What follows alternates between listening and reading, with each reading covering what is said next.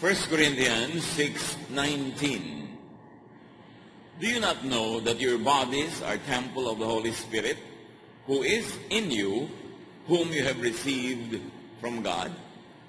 Di nyo ba batid na ang inyong katawan ay templo ng Espiritong Banal na sumasa inyo at tinanggap nyo mula sa Diyos? Love your body. Salamat, Panginoon, sa katawan na ibinigay nyo sa amin, na siyang nagiging tahanan ng inyong Espiritu at nagiging kasangkapan maging ng aming sariling Espiritu upang malasap namin ang ganda at sarap ng buhay at upang magawa namin ang mga gawaing iniatas niyo sa amin. Turuan niyo kami, Panginoon, na lalong maunawa ang kalooban niyo para sa aming katawan at nang aming masunod ang iyong magandang layunin.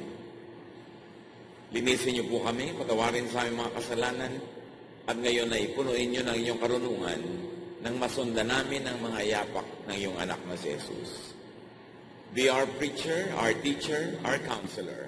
We ask you, Father, in the name of your Son, Jesus, our Lord, our Savior, and our friend. Your body is wonderfully made. Yan dapat nating lalo at laging maalala. Nanilikha tayo ng Diyos, kaya napakabuti, napakaganda, napakainam ng ating katawan. Psalm 139:14, I praise you because I am fearfully and wonderfully made. Your works are wonderful. I know that full well. Karapat-dapat purihin ng Diyos dahil napakainam ng pagkakalikha niya sa ating katawan, maging sa ating pagkatao. Your body was designed and created by God. Your body is sustained by God. Diyos ang lumikha at Diyos ang patuloy na nag-aalaga sa katawang ito. Your body is the temple of God's Spirit. Ang templo ng Diyos ay hindi tahanang bato, hindi muog, hindi pader, hindi building, hindi lugar, hindi bundok. Ang templo ng Diyos ay katawan ng tao na sumasamba sa Kanya. Genesis 2:7, Then the Lord God formed a man from the dust of the ground and breathed into his nostrils the breath of life. And the man became a living being. Nagiging banal ang lupang katawan dahil ito'y tinatahanan ng Espiritong nagmula sa Diyos. 1 Corinthians 6:19, Do you not know that your bodies are temples of the Holy Spirit who is in you, whom you have received from God? Isang tanong na may kasamang mariin na pagpapahalaga sa katotohanan na ang katawan ng tao ay mahalaga at ito'y pinapahalagahan maging ng Diyos. Meron tayong dapat laging maalala tungkol sa katawan na ibinigay sa atin ng Diyos, that your body loves you. It is always working to keep you alive. Mahal ka ng iyong katawan. Kahit tulog ka, hindi tumitigil sa pagtiwak ang iyong puso, pumping blood to the outermost parts of your body. Kahit tulog ka, hindi tumitigil sa paghinga ang iyong mga baga. Kapag nasugatan ng iyong katawan, ang iyong dugo ay naaampat, hindi tumitigil ng paglilingkod sa atin ating katawan. Your blood circulates, bringing nourishment to every part of your body. Kahit hindi mo alam, your hair and your nail grows. Your immune system is always defending you and fighting you against invaders, against infection. Your stomach always digests your food. And your senses are always working to defend, warn, protect, and even please you. Hindi tumitigil sa paglilingkod ang katawan na ito. Ano man ang ating kinakain, sinasala ng ating atay. Ano man ang ating ginagawa, ikinokorek, binabalanse ng ating katawan. Pag pagod na pagod ka na, pinapaantok ka ng iyong katawan para ipahinga mo siya. Dahil hindi siya pwedeng abusuhin ng sagad-sagaran. Pagka sobra na ang tulog mo, ginigising ka na. Pagka nga ikaw ay nanganganin, pag natutulog ka, ginigising ka ng iyong katawan. Pagka nga maiihi ka na, ginigising ka pa rin ng katawan mo para gawin mo na yon. Mahal mahal tayo ng ating katawan at inutusan ng Diyos ang ating katawan na tayo'y mahalin. At inutusan din ang katawan na mahalin ang isa't isang bahagi nito. Galing yun sa may likha. 1 Corinthians 12, 24 to 26. Although it has a spiritual value, but first of all, it has a physical value. God has put the body together. Its parts should have equal concern for each other. If one part suffers, every part suffers with it. If one part is honored, every part rejoices with it. Nagtutulungan. At sabi nga sa kalabihan ng matatanda, ang sakit ng kalingkingan, ramdam ng buong katawan. Nagtutulong-tulungan ang bahagi ng ating mga katawan para mabigyan tayo ng napakagandang serbisyo. Kaya pagkakakain ka na, ang halos lahat ng dugo ng iyong katawan pumupunta sa iyong digestive system para tunawin ang iyong pagkain. Kaya ka inaantok pagkakain kasi nababawasan ng blood supply ang iyong brain, nagpupunta kasi sa stomach. Nagtutulungan sila, nagbibigayan, at ito ay kalooban ng Diyos.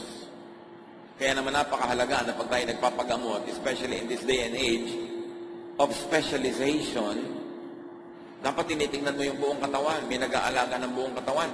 Kasi kung minsan, nagpapagamot ka lang sa isang espesyalista, halimbawa sa puso, o espesyalista sa balakang, o espesyalista sa buto, pagka hindi mo binantayan, baka mapabayaan yung atay mo, at siya ang magdala ng lahat ng gamot na kinakarga doon ng specialist, kasi nga kanya-kanyang espesyalisasyon. Pero dapat merong general practice para maalagaan ang bawat bahagi ng katawan na hindi pinapagaling mo yung isang bahagi ang nagdurusa yung kabila. One of the bad side effects of specialization, pagka hindi naging mapag-ingat ang tumitingin sa atin. Ephesians 4:16, again, another physical reading of an otherwise also a very spiritual reading. Under His control, all the different parts of the body fit together. And the whole body is held together by every joint with which it is provided. So when each separate part works as it should, the whole body grows and builds itself up through love. Of course, it can also refer to the church as a body of believers. But first and foremost, it has a physical meaning na pag nagtutulungan ang bawat bahagi ng katawan, ang katawan sa kabuuan ang nakikinabang. Kaya hindi ka dapat magpasarap sa dila mo na kain ka ng masarap na maalat, tapos nagkakaroon ka ng mga bato, nagkakasakit ka at nahihirapan yung iyong atay. Pinapasarap mo lang ng iyong bibig, ng iyong panlasa, kakakain ng sobrang tamis, nagdurusa naman ang dugo mo, tumataas ang blood sugar, nagkakaroon ka ng diabetes.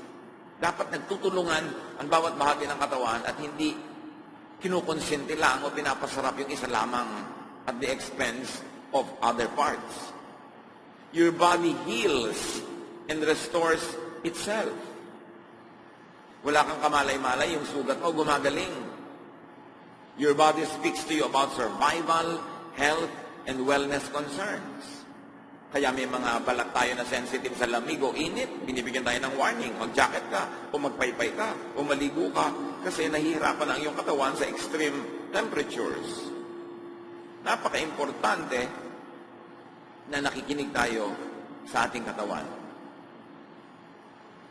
Pag sobra tayong napapagod, nagpapahiwatig ang katawan, nanlalata, nanlalambot, inaantok tayo, kasi kailangan niya magpahinga. Your body loves you. So love your body back. Keep it alive and healthy. Ang pag-iingat, pag-aalaga sa katawan ay isang uri ng mataas na pagsamba sa Diyos. Dahil kung mahal mo ang Diyos, mamahalin mo ang ibinigay niya. Pag minamahal mo ang ibinigay niya, minamahal mo ang nagbigay.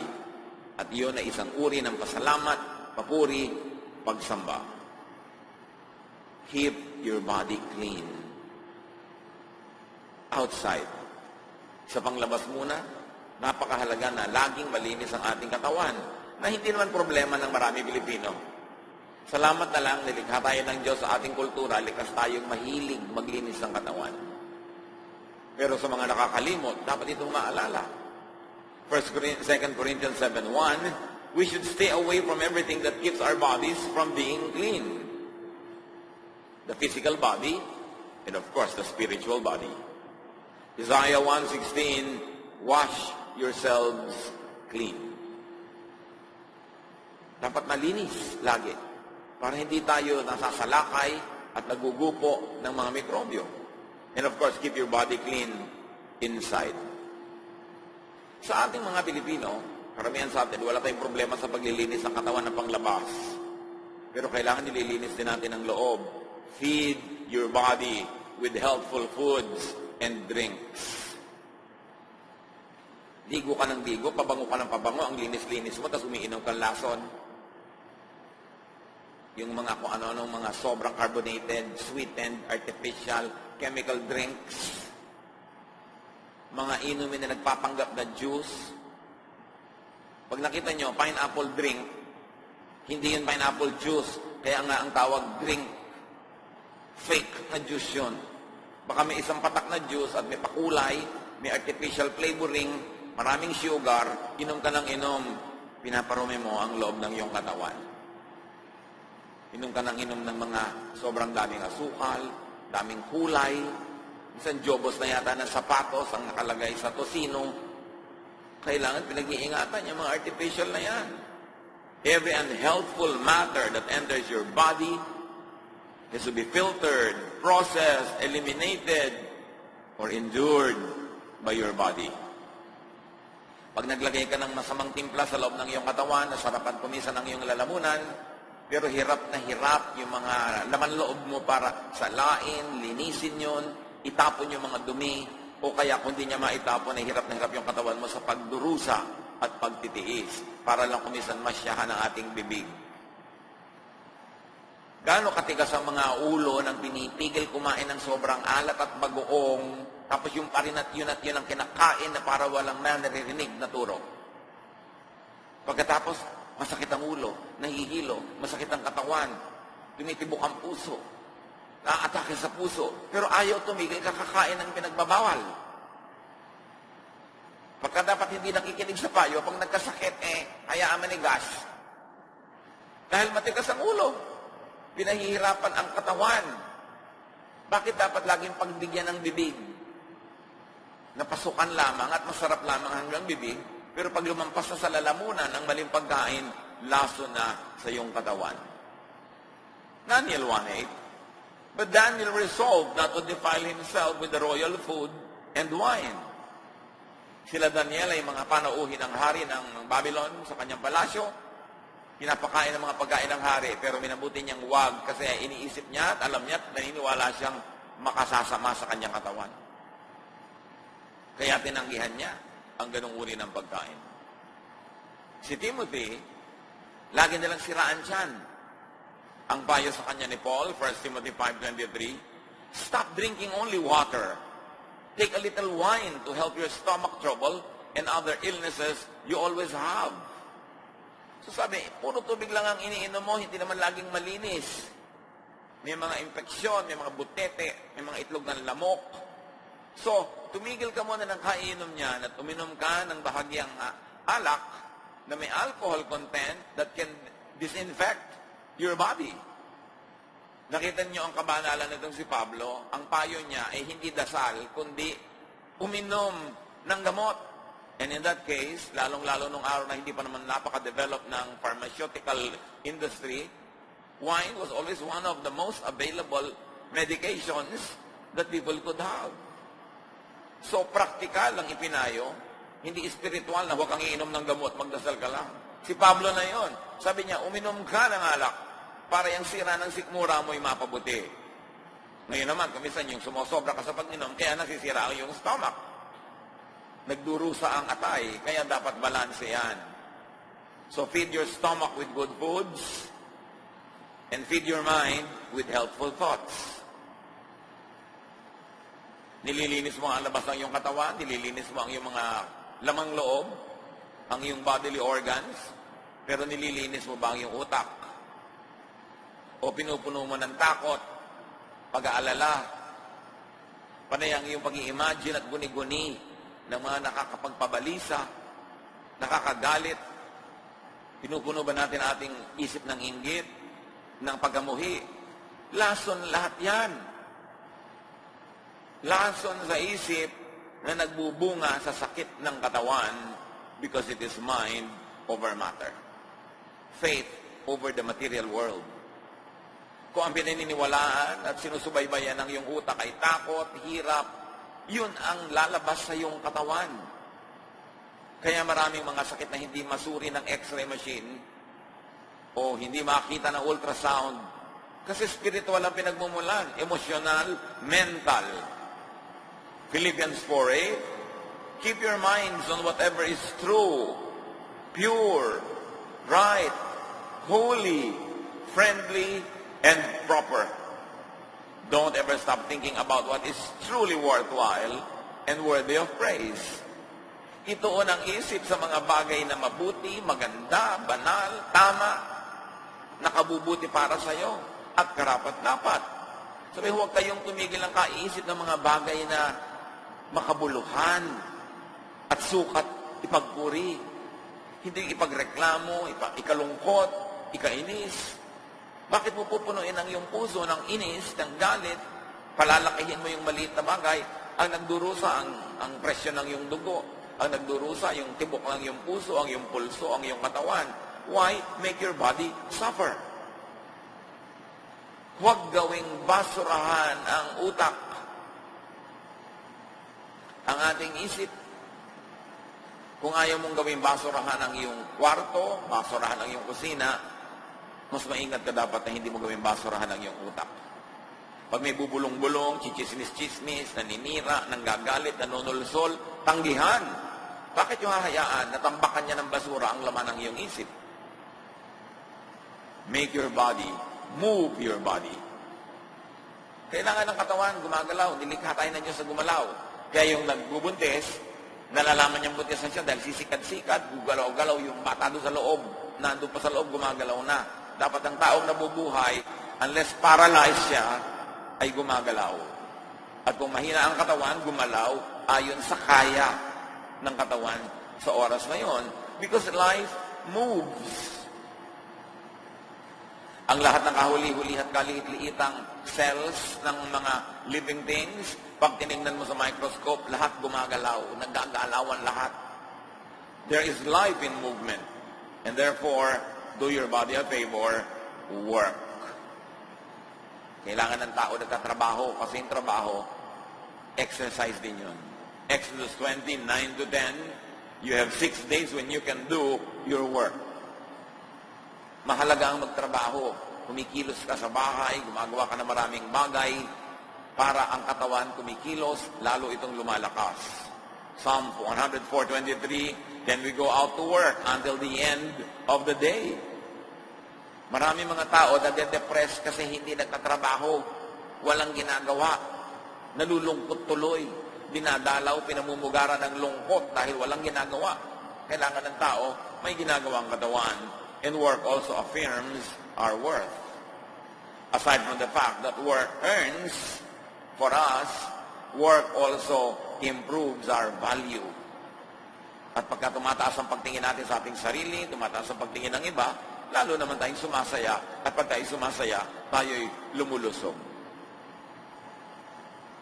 Dapat pasayahin ang sarili.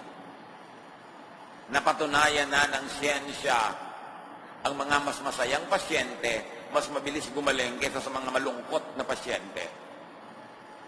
Ang mga masaya na ginagamot, mas mabilis yung katawan nila na tumanggap ng kagalingan mula sa gamot kaysa yung malungkot na ginagamot, halos hindi tablan. Sapagkat pag masaya ka, your immune system becomes strong. And everything else is about your immune system. Ang lahat ng sakit na nagsisikap na pumasok at gumupo sa ating katawan, yung ating immune system ang lumalaban doon. At ang tao mga masayahin, malakas ang immune system, malakas ang naturalesa. Kaya dapat pinapasaya ang sarili. Yung iba naman masaya na nga, pinapalungkot pa. Malungkot na nga, mas pinapalungkot pa. Pag dinadapuan ka ng lungkot, itaboy mo agad. Kailangan pasayahin mo ang iyong sarili. Huwag kang lagi magdramang bukid. Huwag kang lagi mag-isip ng mga sentimiento, mga nakakalungkot, mga pagsisisi, hinanakit, galit, puot. Kasi magkakasakit ka. In fact, sakit na nga yun. Sakit na yun ang utak. At ang sakit ng utak ay napakabilis maghawa sa katawan. Exercise. Sa abot ng iyong kaya, dapat ang tao ay nag-exercise. Bago umuso ang mga machine, maraming exercise ang tao. Pero ngayon, lahat na, pati ba naman pagbubukas lang ng TV, paglilipat ng channel, remote na, hindi na tumatayo, hindi na gumagalaw ang tao. Kaya napakaraming mga ginagawa yung katawan na ang ending, tumatamad, nade-depress, humihina. 1 Timothy 4:8, exercise is good for your body. Ang taong maka-Diyos, nag-exercise. Sabihin nyo nga sa katabi nyo, with feelings. Hindi na dadaan sa dasal lang lagi. Maka-Diyos ka pala, mag-exercise ka. Bahagi yon ng tamang pananampalataya. Ulitin nyo pa. Ganyan, may kasama dapat panlilisik ng mata. Lalo't alam nyo yung kausap nyo, napakatamad mag-exercise. Tapos upo ng upo, kain ng mga kung ano-ano mga sitsirya. Aba, ba't di ka nalang tumalon sa building nang madali ang iyong pagpapakamatay? Kasi pinapatay mo ang iyong katawan. Very importantly, dance. Magsayaw kayo mga kapatid. Bahagi yun ng isang maka-Diyos na buhay. Kasi ang katawan natin, binigyan ng Diyos ng rhythm. Nakakarinig ka lang nga ng tugtog, napapaganon yung katawan mo dahil sumusunod, nilikha. Ang bata, hindi mo tuturo ang sumayaw. Pag nakarinig ng tugtog, sasayaw. Tapos maraming mga relihiyoso ngayon, bawal sumayaw. Bawal umindak, bawal umugoy-ugoy na ganon. Para sa kanila, pag banal ka, dapat bato ka. Imbento lang nila yon, hindi yun galing sa Diyos. Galing lang yon sa kanilang conservative backgrounds, and they're passing it on as spirituality and godliness. No, version lang nila ng spirituality yon, at huwag kayong pabulag sa ganong mga ideya. Do not demonize dance. Katulad ng do not demonize rest, enjoyment, pleasure. Ang pagmamasama sa sayaw, sa sarap, pagpapasarap, pag-enjoy, Gnosticism yan. At pag-uusapan natin mamaya yan, napakahirap i-spell at i-pronounce the word na yan. Gnosticism. Sabihin mo nga sa katabi mo. Tandaan nyo yan. Psalm 150 verse 4, praise Him with dancing. Si King David, sumayaw siya before the Ark of the Covenant, before the Lord. Naghubad pa siya ng kanyang robes, at ang natira na lang nasuot niya, underwear, habang nagsasayaw siya. Ang kanyang high society wife, na si Michal, tinitingnan siya mula doon sa bintana ng palasyo, at napakaliit ng pagtingin ng reyna doon sa hari na nagsasayaw sa publiko na nakahubad. At pag-akyat niya sa palasyo, sabi ng reyna sa kanya, magaling ka? Sasayaw-sayaw ka man nakahubad sa harap ng maraming tao? Sabi ni David sa kanya, hindi ako nagsayaw sa harap ng mga tao. Nagsayaw ako para sa Diyos. At bakit siya naghubad ng kanyang damit? Kasi ang mga slaves, pag nagsasayaw sa harap ng kanilang amo, naguhubad. At si David sa pagsayaw niya sa Diyos, hindi niya itinuring ang sarili niyang hari. Tinanggal niya yung mga damit na nagbibigay sa kanya ng royal distinction, and he took the form of a slave, dancing before the master, before the Lord of Lords. Sabi niya, hindi ako sa harap ng mga tao nagsasayaw. Sumayaw ako para sa Diyos. At alam niyo ang kasunod na verse nun? And Michal remained barren all her life. Naging baog itong si Michal. Hindi siya nagkaroon ng supling. Hindi siya nagbuntis. Kasunod ng paglait niya sa pagsayaw ni David. Napaka-connected nun. Ikinatuwa ng Diyos ang sayaw ni David pagkatapos nilalait-lait niya yung sayaw. So dance to be lively, dance to be happy, and even dance to heal. Noong unang panahon, marami mga tao, ang pagsasayaw nila ay panalangin nila para gumaling at nagkagalingan nga sila. Nauso lang kasi ngayong mga huling taon na ang dasal ay puro sinasabi ng salita ng bibig. You can dance as prayer, and you can pray by dancing. You can pray by playing music.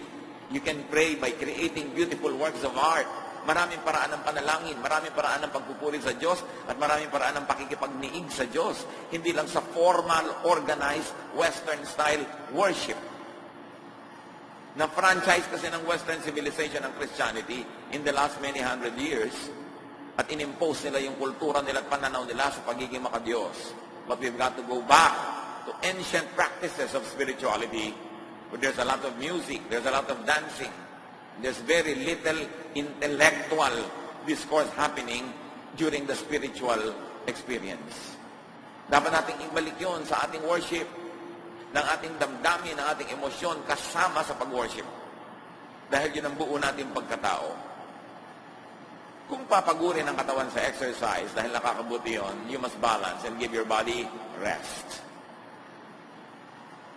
Ipinapahinga ang katawan. Madalas mong maririnig sa mga empleyado ngayon, naku, toxic ang work namin. Avoid getting into a toxic mode by planning, by working on time, by not procrastinating, by being organized, para hindi nagiging toxic. Toxic means lason. Kung lagi kang nasa toxic environment, you're killing yourself.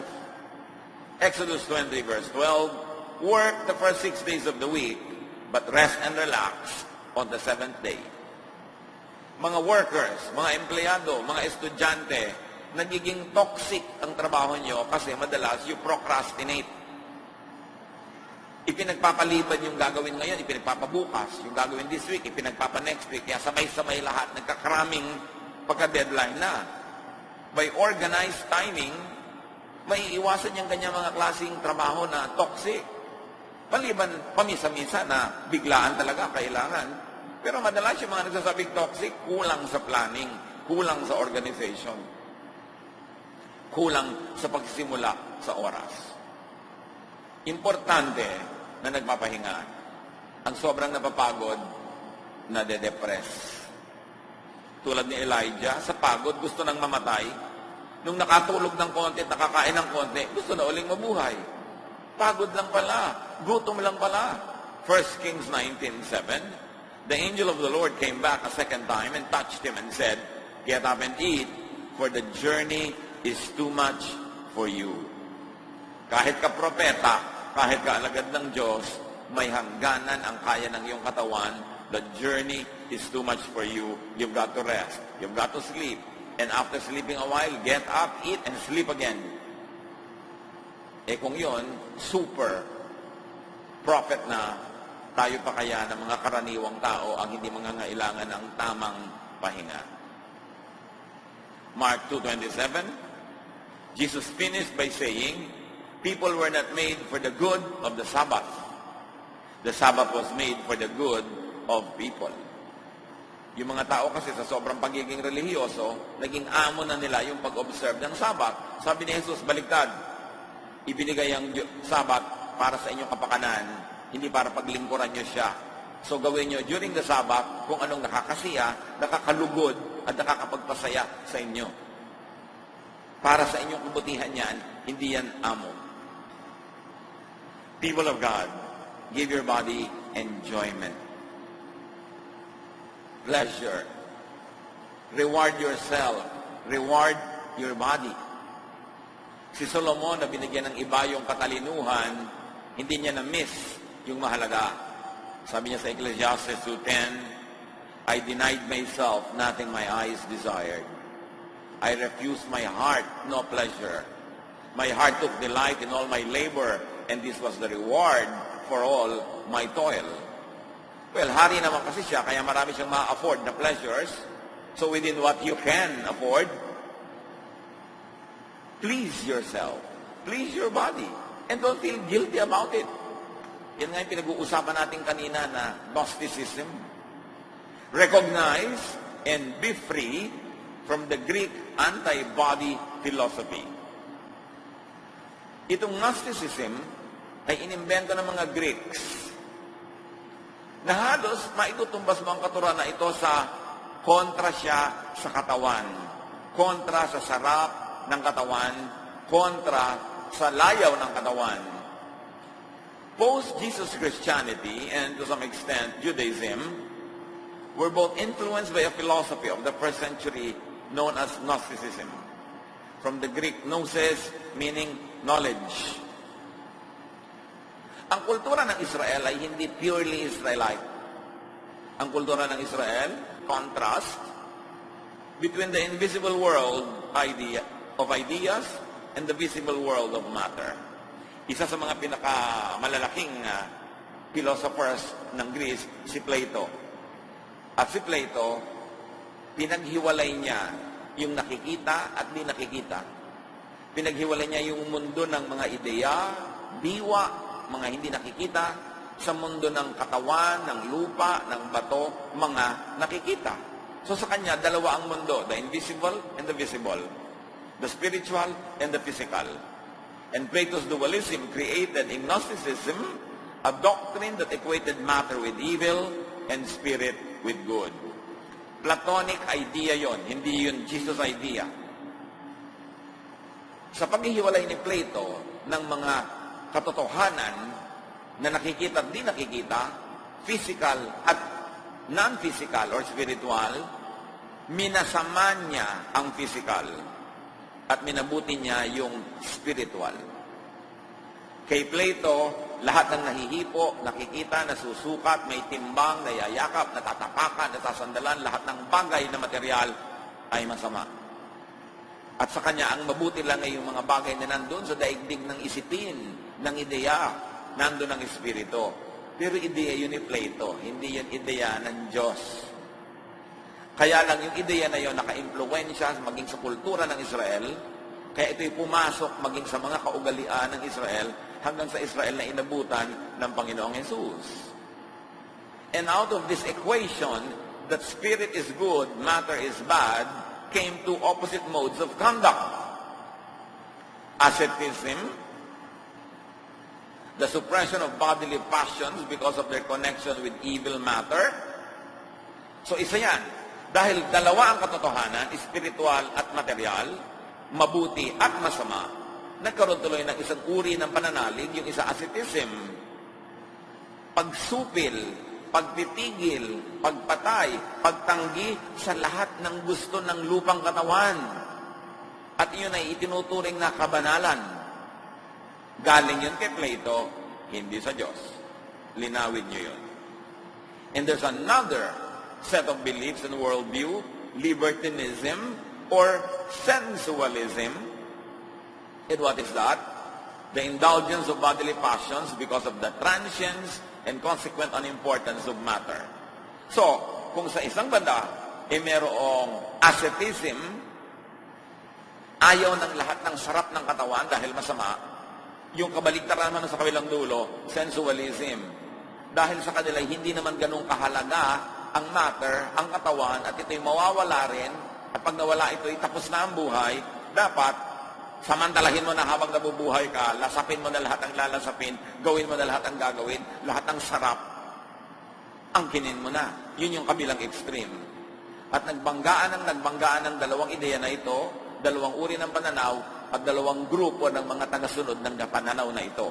Ito ay malaki ang impluensya sa spiritualidad ng Israel, kaya hindi naman lahat. Pero may mga nagturo at may mga kaugalian sa Israel na minasama ang anumang masarap sa katawan at ginaglamorize ang anumang mahirap.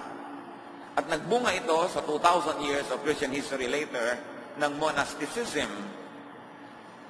Asceticism din yun. Yung ayaw kumain, puro ayuno, bawal ang tugtog, bawal sumayaw, bawal masarapan, bawal sumaya, pinaparusahan ng katawan, hinahampas, nilalatigo, nagsusuot ng may mga pantusok na mga sinturon sa kanilang mga binti at hita para sumakit lagi ito. Lagi nilang sinusuppress ang feeling, minamasama nila ang sexual desire, minamasama ang desire for food, lahat ng masarap, lahat ng mabuti sa katawan, evil.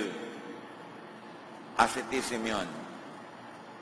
Hindi dapat ganun ang pananaw ng mga Kristiyano.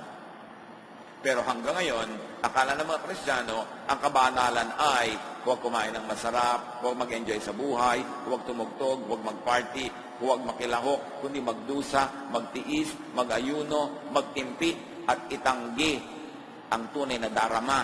Kaya sabi ni Jesus, you hypocrites, ayaw niyong tanggapin ang tunay na darama niyo, dahil iniisip nyo masama yon. Of course, hindi rin mabuti ang kabilang extreme na sensualism, na puro na lang layaw ang inatupag, kahit pa nga gumagawa na ng masama, nagnanakaw na ng layaw, nagnanakaw na ng mga ipang tutusto sa layaw, kabilang masama naman yun. So dapat ang tao may balance. Sabi ni Solomon, a godly man will avoid all extremes. Kahit extremist na asceticism, extremist na sensualism, hindi yun mainam. And this Platonic dualism seeped into certain forms of Judaism and consequently Christianity even today. Kaya ngayon may matatawag ng conservative, super conservative Christians, bawal sumaya. Galing yon sa Greek asceticism, galing yon sa Greek Gnosticism, hindi yun galing sa Diyos, hindi yun galing kay Jesus. You better set the record straight. Kahit yung mga unang Kristiyano, may mga ascetic ang style. May mga subscribe sa Gnosticism because the unity of those under John the Evangelist subscribe to asceticism. Kaya sa Book of John, napakaraming paghihiwalay niya sa spirit, sa matter, sa masama't mabuti, sa liwanag, sa dilim. Maraming ganun si John at ang kanyang mga followers were considered very, very ascetic in their exercise of their Christianity. And soon, this kind of philosophy and belief in the communities led by John the Evangelist would influence latter Christians. Later Christians, may influence sila. But Jesus taught and modeled enjoyment. Yan ang hindi na-appreciate ng maraming Christian madalas. In fact, sabihin nyo nga sa katabi nyo ang sagot, ano ang unang himala ni Jesus? Sabihin sa katabi. His first recorded miracle was to turn water into wine. Tama ang sagot o hindi tama? Hindi niya nilagyan ng ulo yung sardinas, hindi yun ang unang miracle. Ang unang miracle was, ang tubig ginawa niyang alak. Bakit? Wala nang alak. May wedding party. E di uwian na? No. Jesus turned water into wine to extend a wedding party. Yun ang unang-unang himala. You would think na ang unang himala niya dapat nagpalakad ng pilay, nagpagaling na may sakit. No, ang unang himala niya, in-extend niya yung kasiyahan ng isang pagtitipon. Yun palang kitang-kita na kung ano ang tunay na layunin ni Jesus para sa mga tao. And throughout the Gospels, you see Jesus eating and drinking. Matthew 11:19, but the Son of Man goes out around eating and drinking. And you say, that man eats and drinks too much. He is even a friend of tax collectors and sinners. That is the Jesus, our Savior, the Son of God, the King of Kings, the Lord of Lords, the Teacher of Teachers. He went around eating and drinking. Bring this Jesus back to Christianity. Kasi inalis siya ng asceticism, inalis siya ng Gnosticism, at pinalitan siya ng conservatism.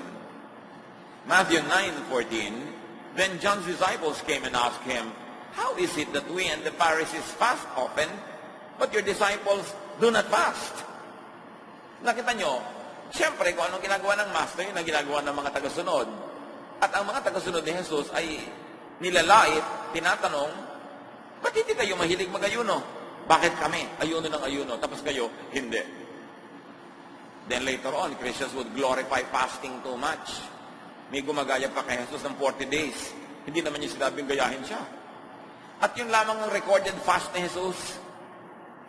A very important fast, which happened only because he was in the wilderness and there was nothing to eat. Hindi naman siya nagpasyang magpapasa ko ng 40 days. Dinala kasi siya ng Espiritu sa ilang at doon siya ay sinubok.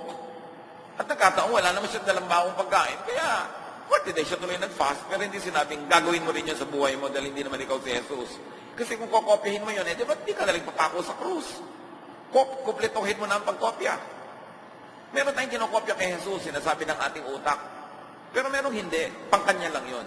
Ministry niya yun, hindi natin ministry. And Jesus is known to rest and to sleep. Kaya nga kahit na may bagyo na at windang-windang na yung kanilang sasakyang pangdagat doon sa gitna ng bagyo, tulog pa rin siya. Mark 4:38, Jesus was in the stern, sleeping on a cushion. The disciples woke him up and said, "Teacher, don't you care if we drown?" Natutulog si Jesus sa tamang panahon, sa tamang oras, kumakain, nag-enjoy. Ang kauna-unahan niyang public miracle was at a party, a wedding party. The first miracle was to turn water into wine. Do you know that Jesus, or there's another type of Jesus in your mind, na isinaksak doon ng religion, inimbento ng religion, pero hindi yun ang tunay na Jesus of the Gospels. Bring Jesusness back to Christianity. Jesus na nagpapalaya, Jesus na masarap kasama, Jesus na gusto mag-enjoy ka sa buhay, at Jesus na gusto ikay maging mabuti, matuwid, gumawa ng mabuti sa kapwa, at hindi mo ninanakaw sa kapwa ang iyong kaligayahan, pero magpakaligaya ka. Mahalin ang katawan. Nakita natin si Jesus, inalagaan din niya ang kanyang katawan. Fill your lungs with clean air. Pagkatapos alam mo na masama yung usok ng sigarilyo, naninigarilyo ka pa.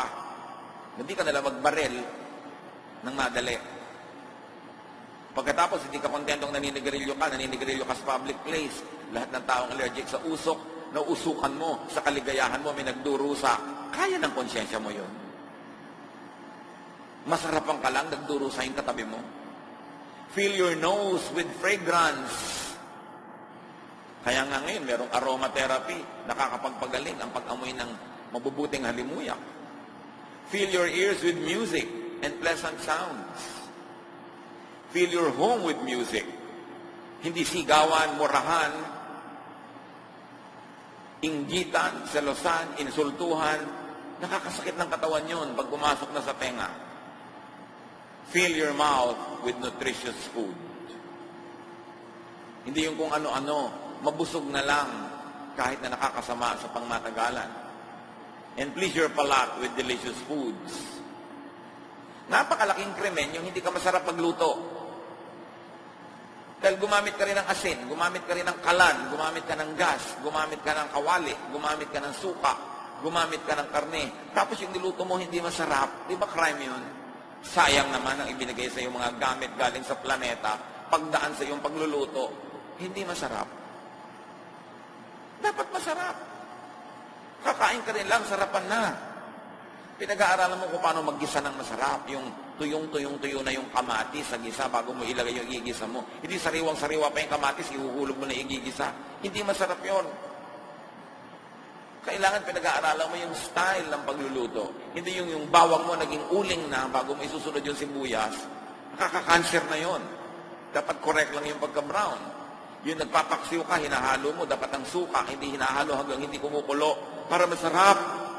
May art ang pagluluto, binibigyan ka ng Diyos ng mga gamit, tapos wawaldasin mo, hindi masarap ang luto mo. It's a crime. Please your eyes with beautiful vistas. Dapat inaayos natin yan hanggang kaya ng ating bulsa, kaya ng ating lakas, inaayos mo yung bahay mo. Hindi yung kama mo abstract, dahil nandun yung kawali, nandun yung hangir, nandun yung sapatos, nandun lahat. Ang gulo-gulo. And please your skin with nourishing sensations. Kung minsan yung kumot mo, hindi natatablan ng apoy sa dumi. Aba naman, labhan mo, pabanguhin mo para hihiga ka dyan, masarap humiga. Dahil 8 hours or 6 hours ka nakahiga dyan, tapos baligasgas. Meron pang mga kuto, at meron pang kung ano-anong tamtak sa loob. Kailangan pasarapin mo ang iyong buhay. Kasi ang buhay bigay ng Diyos. At gusto ng Diyos mag-enjoy ka sa buhay. Pero kailangan meron kang sipag. Importante sa lahat ng ito, may pera ka. Kaya itinuturo ng Diyos, 6 days you will work, and on the 7th day you will rest. Kasi pag nagtatrabaho ka, you earn, na-afford mo yung good life. Hindi yung gusto mo good life, tapos asa ka sa iba. Ecclesiastes 8:15, pinakamatalinong tao si Solomon, ang payo niya, so I commend the enjoyment of life. Because there is nothing greater for a person than to eat and drink and be glad. Then joy will accompany them in their toil all the days of the life God has given them under the sun. Sabi ng Contemporary English Version, there is nothing better than to enjoy our food and drink and to have a good time. Then we can make it through this troublesome life that God has given us here on earth. Sabi ni Solomon, hindi mo maiiwasan, maraming hirap, maraming lungkot, maraming dusa ang buhay. Pero para mo ito mapagtagumpayan, malampasan, malabanan, mag-ipon ka ng maraming saya at sarap sa buhay mo. Habang kaya, tuwing pwede. Para yung iniipon mong saya, yung iniipon mong sarap, doon ka mag-withdraw sa panahon na ikay nahihirapan, may problema, at merong pain. You've got to invest in your happiness, in your pleasure. That is Solomonic. Siya ang pinaka-matalinong tao sa Old Testament. Tapos si Jesus sa New Testament, pareho silang nagsasabi, eat, drink, enjoy your life.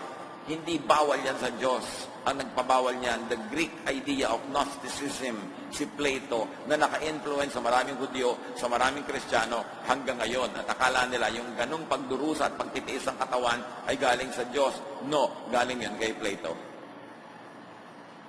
Corinthians 6:19-20. Do you not know that your bodies are temples of the Holy Spirit who is in you, whom you have received from God? You are not your own. You were bought at a price. Therefore, honor God with your bodies. Sabi, hindi niyo pag-aari ang mga katawan niyo. Diyos ang lumikha, Diyos ang may bigay, at Diyos din ang tumubos sa pamamagitan ni Jesus. Kung ganon, kung sinasamba niyo ang Diyos, pahalagahan niyo ang inyong katawan. Yan ay pagbibigay halaga sa Diyos. Yung pagbibigay halaga sa katawan, hindi ibig sabihin pagtanggi sa lahat ng gusto nito, pagtitiis. No, pagtanggi lang doon sa masama, sa nakakasama, at sa inaagaw at ninanakaw pa sa iba. Pero on all other innocent pleasures, enjoy your life. Because life is a gift from God. It is to be enjoyed. It is not to be problematized. Do not squander your health for wealth. Then later squander your wealth for health. Ano yung mga tongue twister na yan? Maraming tao habang bata, pinupudpud ang katawan, inuubos ang kalusugan para magkapera. At syempre, magkakapera naman kung pinalad. Pero may sakit naman, nagdusa ang katawan, kaya later uubusin mo rin lahat ng pera mo para ka lang magpagamot. Sayang. Dapat hindi mo pinapatay ang katawan para lang magkapera.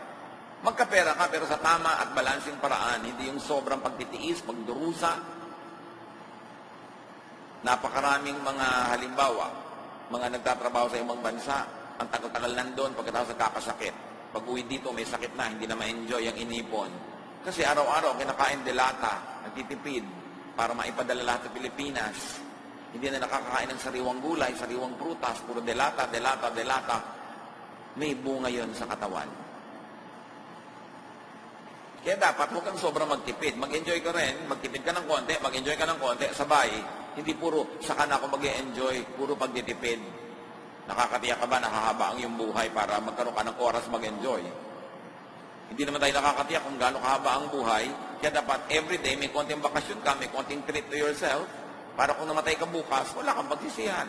Every week mo konting bakasyon ka, may konting enjoyment, para kung next week di ka na umabot, wala ka din pagsisisihan. Every month, may konting bakasyon ka, may konting fun. Hindi yung puro hirap ng ilang taon, tapos ilalagay mo lahat yung enjoyment mo sa dulo. Kung wala ka na doon sa dulo, dilugi ka. Kaya mahalaga, nag-enjoy, nagtatrabaho. 6 days you work, on the 7th day you enjoy, you rest, then you work, and then you rest. Hindi 10 years of work, at saka nila magbabakasyon. Walang ganon. Hindi yun mabuti para sa ating katawan. Do not poison your body with unhealthful foods and drinks. At magdahan-dahan sa pag-inom ng mga gamot, lalo yung nabibili over the counter. Konting sakit ng ulo, gamot. Konting sakit ng bewang, gamot. Hindi mo alam ang mga side effects niyan. Kung makakayanan mong ipahinga na lang, itulog yan, ikain ng masarap para mawala. Pero lagi na lang gamot, gamot, gamot. Siyempre, gusto naman ng pharmaceutical industry yan. Pagkatapos mamaya, may mga side effect pala, tinutubuan ka na ng payong sa likod na ayaw naman bumuka. Mabuti sana kung bumubuka yung payong. Ingat ka rin ang ingat. Hindi lahat ng nirereseta. Lulon ka ng lulon. Suriin mo rin. Mag-aral ka.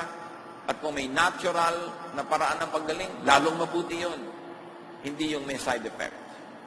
Do not weaken your body with lack of movement and exercise. At mga kapatid, I like to end with this. Kahit anong gawin mo, 90%, darating at darating ang panahon magkakasakit ka, magkakaroon ng pain, kailangan handa ka doon. Magtrabaho, kumita, mag-ipon, bumili ng matino at reliable na health insurance, hospitalization insurance, para kung magkasakit ka, may pampagamot ka naman. Hindi yung ang napakasakit sa lahat ay yung bulsa ang nasaktan dahil hirap na hirap ka. Pinapayuhan ka pa ng 3 araw sa ospital, gusto mo nang lumabas kasi wala ka ibayad. Hindi naman surprise Hindi pa ba nangyari sa mga lolo natin yan, sa mga magulang natin, nagkakasakit sila at wala sila. Lolo natin yan, sa mga magulang natin, nagkakasakit sila at wala silang paghahanda. Tapos iaasa mo sa iba ang iyong pagpapagaling, halos ipalimos mo ang iyong pagpapagamot, o kaya kung wala, magdusa ka mahirapan. Gusto niyo ba mangyari sa mga sarili niyo yun? Meron ba kayong preparation for times of sickness? Are you covered with health insurance? O kung hindi, meron ba kayong malaking savings? Huwag namang mangyari kahit kanino, pero meron nagkakaroon ng cancer. Dapat naman may pambili ka man lang ng morphine para kung mamamatay ka man lang, namatay kang nakangiti, kesa nakasimangot.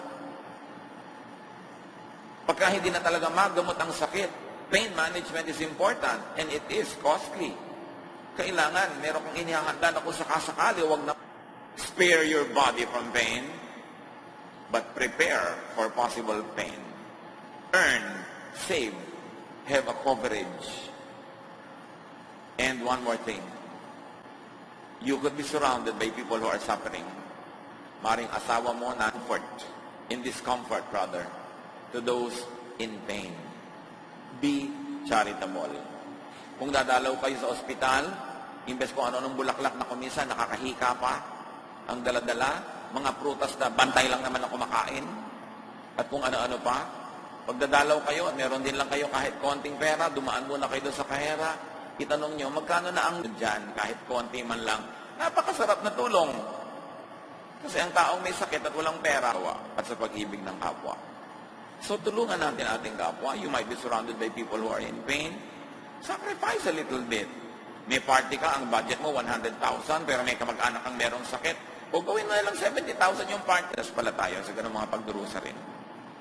Panginoon naming Diyos, turuan niyo po kami na mahalin ang aming katawan, pati katawan ng aming kapwa. Turuan niyo kami na bigyan ng halaga ang aming kalusugan, at maghanda rin kami sa mga posibilidad na magkasakit kami. Teach us to be practical, teach us to be wise. At habang may panahon, may oras at pagkakataon at kakayanan, turuan niyo kami to enjoy life, to be kind to our bodies, to treat our bodies to pleasure, to happiness, to rest, to comfort, while we also drive our bodies to work, and to work well, and to work hard. Pagbulay-bulayan natin mga kapatid ang mga katuruang ito. Mahal ng Diyos ang ating katawan, dapat din nating mahalin. Pagsisihan sa harap ng Panginoon ang mga pagkukulang natin sa ating mga katawan, lalo sa pag-aabuso natin at pagkukulang sa katawan ng kapwa na under our influence. Lord, as your people keep silent for a while, finish this message for each one of us. Give us practical application. Magbulay